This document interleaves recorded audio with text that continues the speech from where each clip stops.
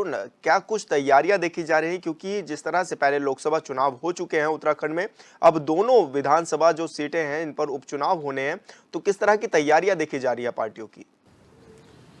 जी sir, देखिए उत्तराखंड की पांचों ही लोकसभा सीटों पर पहले चरण में मतदान संपन्न हो चुका है और ऐसे में हम्म। अब सभी राजनीतिक दल है, चाहे कांग्रेस की बात हो, भारतीय जनता पार्टी हो या यूकेडी हो या बसपा हो, सभी की निगाहें अब बद्रीनाथ और मंगलोर विधानसभा सीटों पर होने वाले उपचुनाव पर टिकी हुई है और लगातार इन विधानसभा सीटों को लेकर तैयारी भी चल रही है। भारतीय जनता पार्टी और कांग्रेस दोनों ही दल अपनी अपनी तैयारियों में जुटे हुए हैं। भारतीय जनता पार्टी ने इन दोनों ही सीटों पर अपने प्रभारी नियुक्त कर दिए हैं। बद्रीनाथ सीट से विजय करपान को प्रभारी बनाया है, तो वहीं मंगलोर हम्म। सीट से अजीत चौधरी को प्रभारी भारतीय जनता पार्टी ने नियुक्त किया है। तो वहीं कांग्रेस पार्टी का कहना है कि जल्द ही जो है प्रभारी नियुक्त कर दिए जाएंगे और कांग्रेस पार्टी भी इन सीटों पर लगातार जो है सक्रिय है और दोनों ही सीटों पर कार्यकर्ता लगातार मेहनत कर रहा है और चुनाव की तैयारी जो है इन दोनों सीटों को लेकर कर रहा है।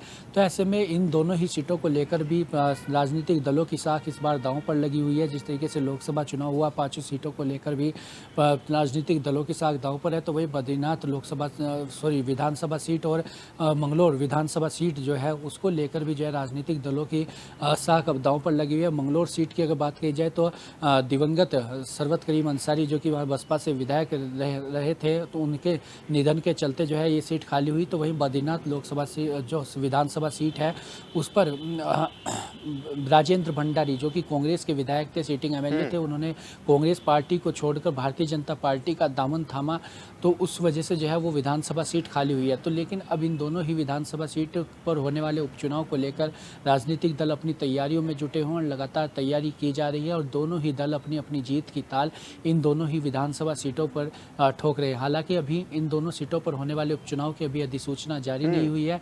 अधिसूचना जारी होगी उसके बाद इन दोनों ही सीटों पर जो है उपचुनाव होंगे। अच्छा अरुण, क्योंकि साफ तौर पर यह भी देखा जा रहा है कि अब चर्चा तो हो रही है और पार्टियां भी मैदान में है, लेकिन बीजेपी के लिए ये चुनौती इसलिए भी था क्योंकि बीजेपी इन दोनों सीटों पर हारी थी। एक बसपा के पाले में गई थी, दूसरी कांग्रेस के पाले में। लेकिन अब जब कांग्रेस के विधायक ही छोड़ करके अब बीजेपी का दामन उन्होंने थाम लिया है, तो क्या लग रहा है कि क्या अब बीजेपी की मजबूती होगी?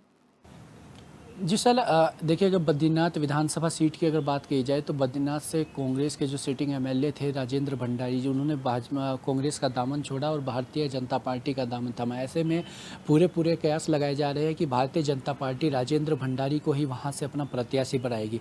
तो इसी के परिप्रेक्ष्य में कांग्रेस पार्टी वहाँ पर कोई मजबूत कैंडिडेट जो राजेंद्र भंडारी की टक्कर का कोई कैंडिडेट हो उसे मैदान में उतारेगी और ऐसे में कांग्रेस पार्टी भी तैयारी कर रही है। हालांकि राजेंद्र भंडारी वहाँ पर सिटिंग एमएलए थे और इसके बाद जो कार्यकर्ता है उनमें भी काफ़ी वहाँ पर रोष देखने को मिला। जिस तरीके से राजेंद्र भंडारी कांग्रेस पार्टी को छोड़कर भारतीय जनता पार्टी में गए, तो जो कार्यकर्ता है, जो पब्लिक है, उसमें खासी नाराज़गी भी जो है देखने को मिली।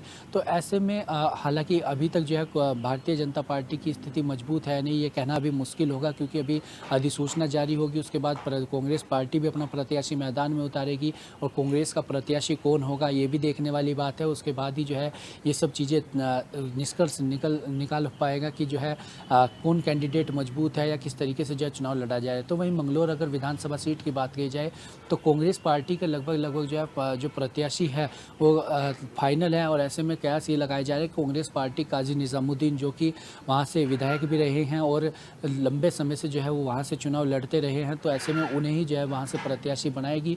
तो उनके परिप्रेक्ष्य में भारतीय जनता पार्टी कोई अन्य प्रत्याशी खोजेगी। तो इस तरीके से दोनों ही विधानसभा सीटों पर भारतीय जनता पार्टी और कांग्रेस पार्टी दोनों ही समांतर चलती हुई दिखाई दे रही है। बद्रीनाथ सीट की बात करें तो भारतीय जनता पार्टी बिल्कुल अरुण, आपको रोकना चाहेंगे यहाँ पर। बहुत बहुत शुक्रिया आपका तमाम जानकारी साझा करने के लिए।